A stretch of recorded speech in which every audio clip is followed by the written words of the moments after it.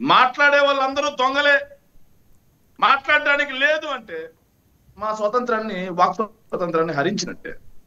ముందుగా అధికార పార్టీ సంపత్ రాజు గారు విమర్శను తీసుకోవడం నేర్చుకోమనండి. సార్ ఆర్థిక విధ్వంసం అనే మాట 3 సార్లు మాట్లాడారు సార్. దాని గురించి నేను ఒక్క నిమిషం మాట్లాడాలి సార్.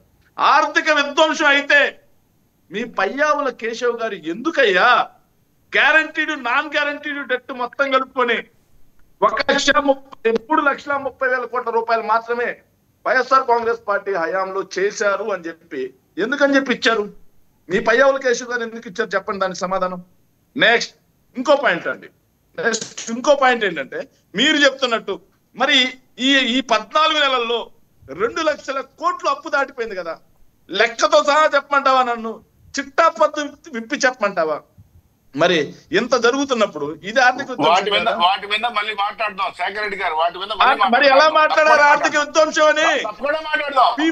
మాట్లాడేటప్పుడు ఆర్థిక విధ్వంసం అనే మాట మీకు ఎందుకు? ఆర్థిక విధానంపై రవిశంకర్ గారు ఇంకో డిబేట్ పెట్టండి. ఖచ్చితంగా అండి, ఖచ్చితంగా శేఖర్ గారు.